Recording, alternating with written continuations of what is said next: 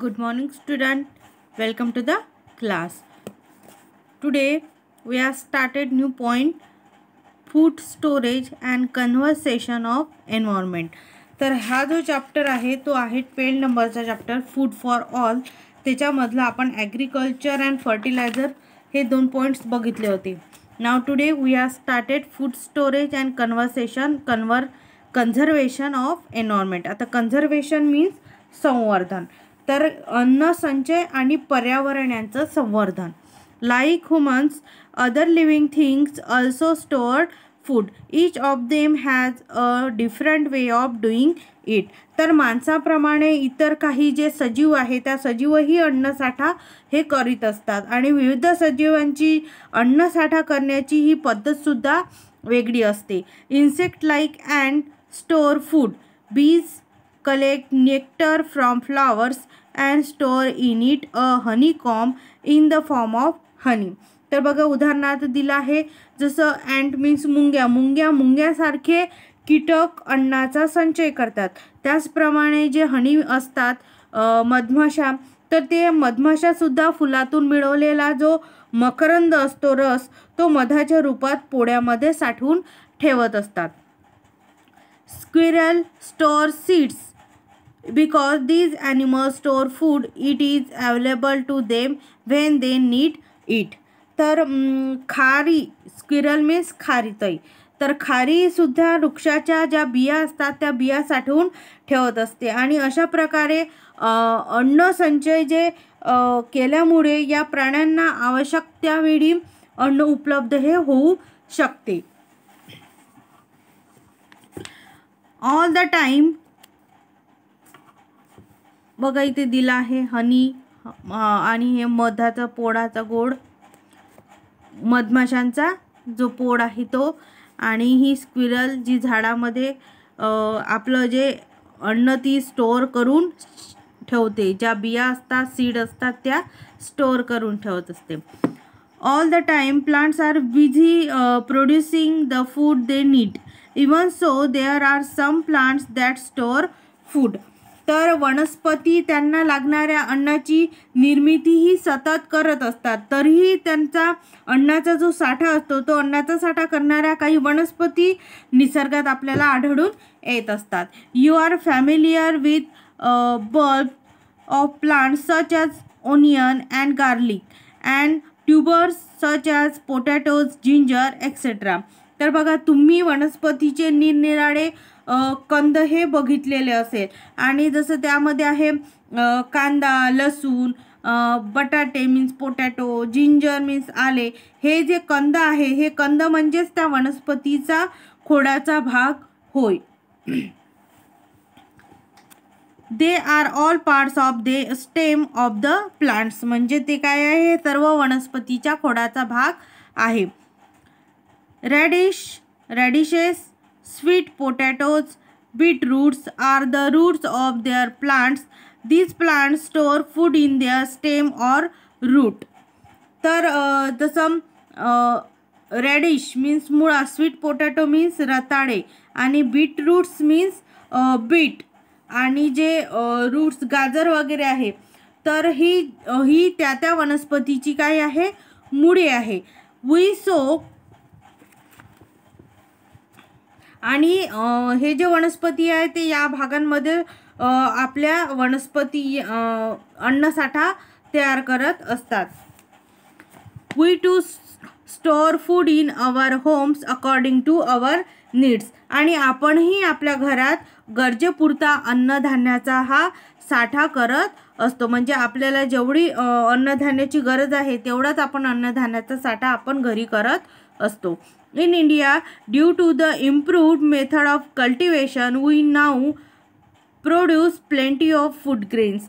तर भारतात सुधारित शेती तंत्रज्ञानामुळे, भारतामध्ये तंत्रज्ञान आहे आणि ते सुधारित आहे, त्यामुळे सुधारित शेती तंत्रज्ञानामुळे मुबलक धान्य हे उत्पादन होत आहे.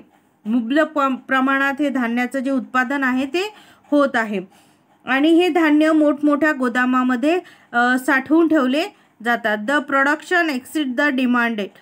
The surplus food grain is store in huge warehouses means मोठे मोठे जे अन्नधान्य ठेवण्यासाठी तयार केलेले असतात ते गोदाम. Sometimes production is affected by a disaster such as floods, droughts, a cyclone or hailstorm. तर हे जे धान्य असतात त्यासाठी मोठे मोठे गोदाम आहेत आणि त्या गोदामामध्येच हे धान्य साठवले जाते. आज जर एखाद्या वर्षी पूर म्हणजे फ्लूड्स मीन्स पूर, ड्राफ्ट मीन्स अवर्षण, सायक्लोन मीन्स वादळे अँड हेलस्टॉर्म मीन्स गारपीट अशा आपत्तीमुळे शेतीचे खूप मोठ्या प्रमाणात हे नुकसान होत असते. At such time the store surplus grain can be use for the people. It can also be use for people displace due to disasters like and earthquake.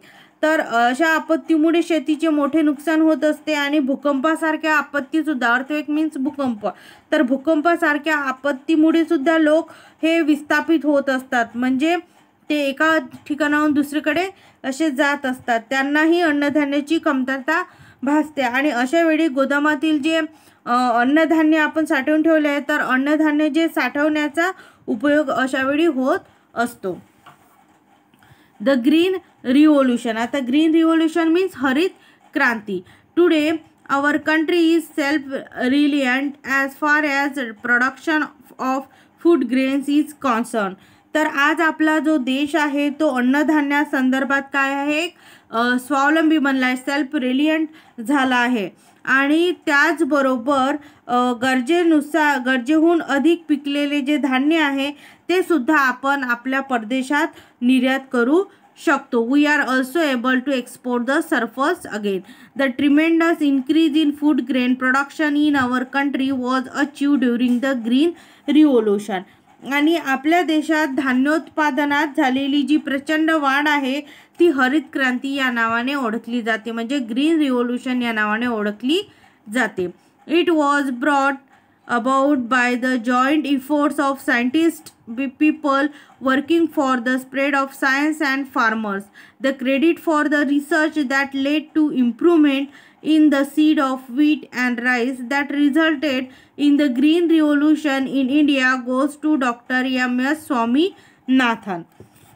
तर वैज्ञानिक, विज्ञान प्रसारक आणि शेतकरी यांच्या एकत्रित प्रयत्नामुळे ही हरित क्रांती घडून आली. आणि जसं गहू व तांदूळ आहे तर या गहू तांदूळाच्या बियाणात सुधारणा घडवून आणून हरित क्रांती करण्याचे जे श्रेय आहे ते कृषी शास्त्रज्ञ डॉक्टर M.S. स्वामीनाथन यांच्याकडे जाते. यांनीच सर्वप्रथम भारतामध्ये हरित क्रांती घडवून आणली. Food security. आता फूड सेक्युरिटी मीन्स अन्न सुरक्षा. Food is a basic need. Many countries have made laws to ensure that every person gets sufficient food according to their needs. These laws are known as food security laws. तर बघा, अन्न ही आपली मूलभूत गरज आहे आणि प्रत्येकाला आवश्यक आणि पुरेसं असं अन्न मिळावे या हेतूने अनेक देशांनी अन्नाची जी हमी आहे ते हमी देण्यासाठी काही कायदे केले आहेत आणि ते अन्न सुरक्षिततेचे कायदे म्हणून ओळखले जातात. In 2013 our country too enacted a food security law. It has made it possible to fight ills like malnutrition, starvation and death due to hunger.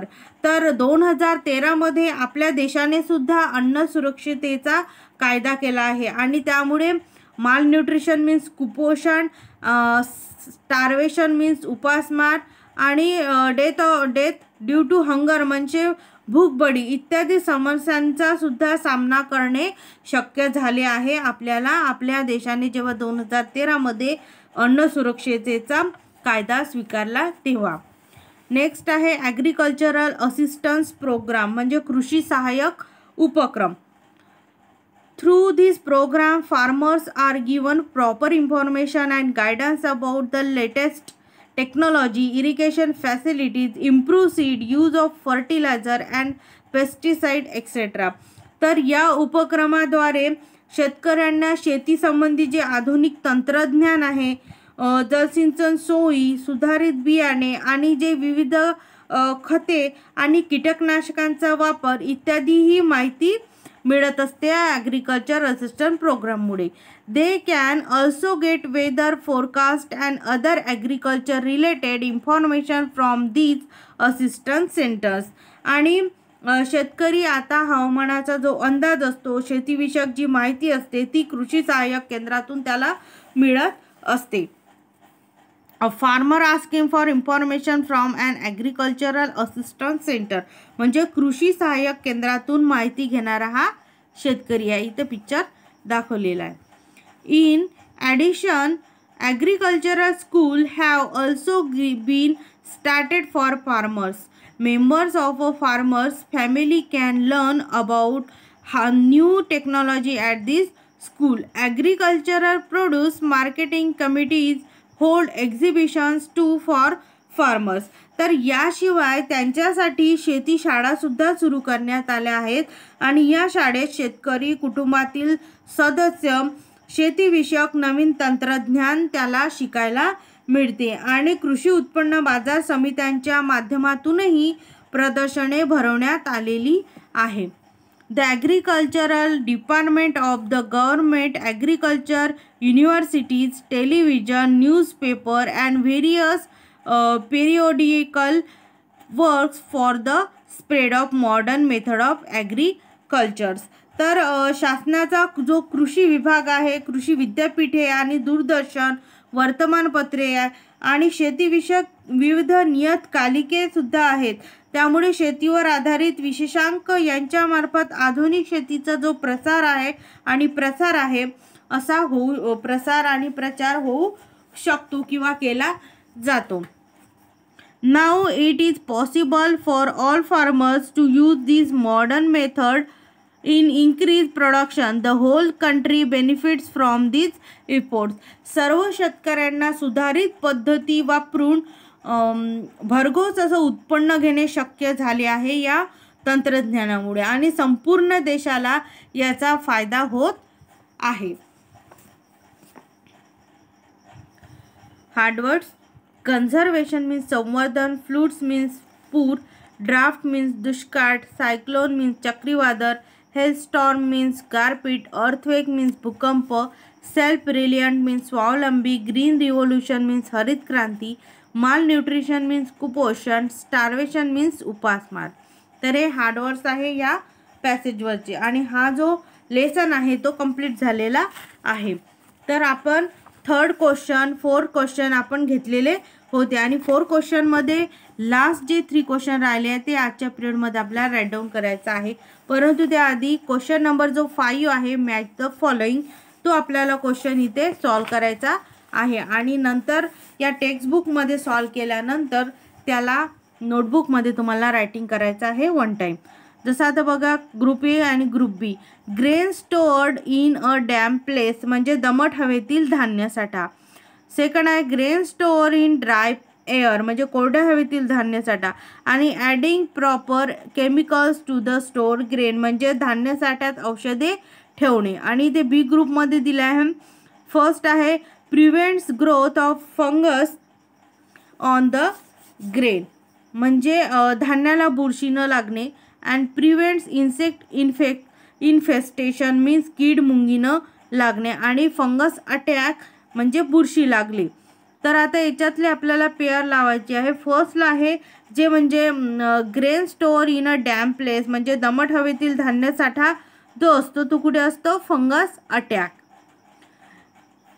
नंतर आहे grain store in dry air म्हणजे कोरड्या हवेतील धान्य साठा हा काय करतो prevents growth of fungus on the grain म्हणजे धान्याला बुरशी लागू देत नाही. आणि नेक्स्ट आहे adding proper chemicals to the store grains म्हणजे धान्य साठ्यात औषध ठेवणे. तर त्याचं औषध ठेवल्यामुळे काय होतं त्याचा प्रिव्हेंट्स इन्सेक्ट इन्फेक्शन म्हणजे कीड मुंग्या त्याला लागत नाही. तर अशा प्रकारे आपल्याला हे पेअर काय करायचे आहे लावायचे आहे आणि तुम्हाला नोटबुकमध्ये राईट डाऊन सुद्धा करायचं आहे. आणि बाकीचे जे 3 क्वेश्चन आहे ते तुम्हाला असाइनमेंटमध्ये देणार आहे. आणि नेक्स्ट जो चॅप्टर आहे तो आपण नेक्स्ट पिरियडमध्ये स्टार्ट करू.